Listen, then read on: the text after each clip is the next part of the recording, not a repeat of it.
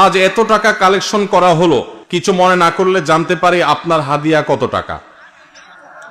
ভাইরা আমার, আলহামদুলিল্লাহ, আল্লাহ শুকর।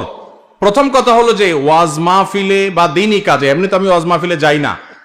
আপনাদের এলাকারই ভাই, কি নাম ওনার, হানিফ ভাই বোধহয়, হানিফ ভাই, উনি আমাদের অফিসে লোক পাঠাইছেন।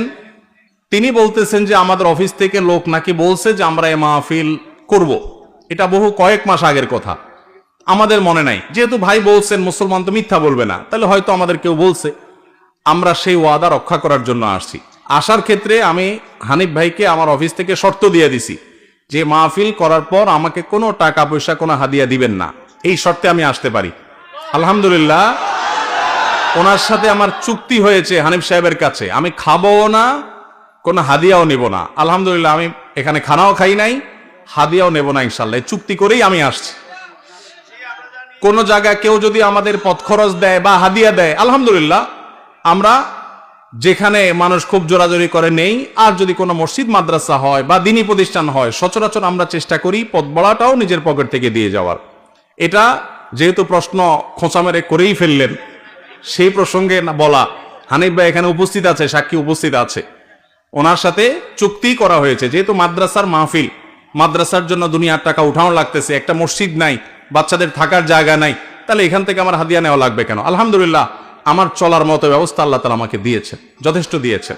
অতএব আপনারা বরং মসজিদের জন্য সহযোগিতা করবেন, জমির জন্য সহযোগিতা করবেন, করবেন তো ইনশাআল্লাহ। মাদ্রাসার ছাত্রদের থাকার ভালো ব্যবস্থা যেন হয়, সেজন্য সাহায্য করবেন, ঠিক আছে না ইনশাআল্লাহ?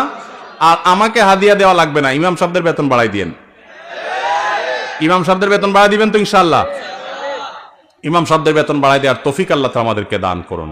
ওলামা একরাম ওয়াজ মাহফিলে যারা আসেন, তাদেরকে সম্মানজনক হাদিয়া দিবেন। আমি নিচ্ছি না, আমার আলহামদুলিল্লাহ না নিলেও চলে, এবং মাদ্রাসার মাহফিল থেকে নেই না, অন্য কেউ জোর করলে হয়তো নেই। কিন্তু যারা অন্যান্য ভাইরা আসেন, ওয়াজ মাহফিল করেন, অনেকে আছে রাতে গাড়ি অ্যাক্সিডেন্টে মাহফিল থেকে যাওয়ার সময় পুরো গাড়ি শেষ হয়ে যায়, আছে না? অনেকে আছে গাড়ি অ্যাক্সিডেন্টে নিজে অসুস্থ হয়ে যায়, মারা যায়, রাত বিরাত জাগা লাগে, তাদেরকে সম্মান করবেন। কিন্তু এর মানে এই না যে চুক্তি করে লাখ লাখ টাকা ওয়াজ করে কামায়, এই ওয়াজ ব্যবসায়ীদেরকে আমি প্রশ্রয় দিতে বলি নাই।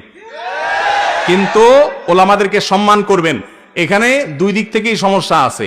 হুজুরদের অনেকে যেরকম চুক্তি করে, এটা যেমন একটা সমস্যা, আবার ওয়াজ মাহফিলের আয়োজক অনেকে আছে অনেক ধান্দা করে, সেটাও একটা সমস্যা। আমি আজ থেকে অনেক বছর আগে, আপনার জেলার নাম বলবো না, যে কোনো এক জেলা মাহফিলে যাওয়ার পর আমি দেখি এরকম মোটা একটা খাম ধরাই দিছে আমারে। পরে যায় খুলে দেখি ওখানে টাকার সাথে বাকি সব কাগজ দিয়ে মোটা করে দিস। এত নিকৃষ্ট মানুষও এই সমাজে আছে। তো এই জন্য সংশোধন বক্তাদেরও হইতে হবে, আয়োজকদেরও হতে হবে, শ্রোতাদেরও হওয়া লাগবে। শ্রোতারা ওয়াজে আসছেন কি জন্য? কিছু শুনে আমল করার নিয়তে। এই যে এতগুলো কথা শুনছেন, এগুলো আমল করতে হবে, ঠিক আছে না ভাই ইনশাআল্লাহ? যদি শুধুমাত্র ওয়াজ মাহফিলে আসেন তামাশা দেখার জন্য, তাহলে হবে না। আল্লাহ তাআলা আমাকে, আপনাকে, আমাদের সবাইকে ইখলাসের সাথে কাজ করার তৌফিক দান করুন।